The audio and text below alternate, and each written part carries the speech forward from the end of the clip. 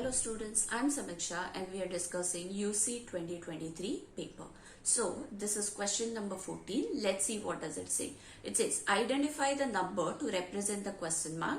It's a NAT question, so it's for 4 marks and definitely doesn't have any negative marking. And this question, if you look at it, it seems to be like a number series question. Only thing is we'll have to decode it as to what is the correlation between the figure given and the numbers given. So if I observe the first image value, it's equal to 8, and in this if we number these sticks, is the 1, 2, 3, 4, 5 and totally 6 sticks are attached to each of the image, right? So if the fourth stick has this red bud attached to it, it says the value is equal to 8. With the same logic, if I go with the next one, so this is the fourth stick, we know the element value is 8, and then the second stick, the total is equal to 10. So 8 plus how much would give me 10? 8 plus 2, that would give me 10.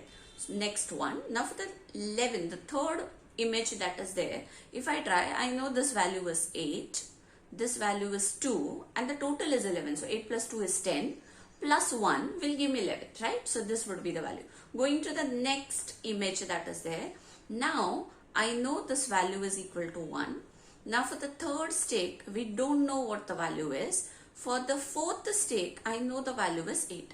Now, if the total is 13, 8 plus 1 is 9. So 9 plus 4, it would give me 13. Now, if you observe carefully as to what value each of the stick is having, is there any correlation in that? So you'll find that every stick, the value that it has assigned, it's actually equal to powers of 2. Now check how. If we do it in this way, the first stick, that is giving you the value of 2 raised to 0, that is 1. If you check for the second stick, it's 2 raised to 1, which is 2. If you check with the third stick over here, that is 2 raised to 2, which is equal to 4. You check with the fourth stick, it's 2 cube, that is equal to 8.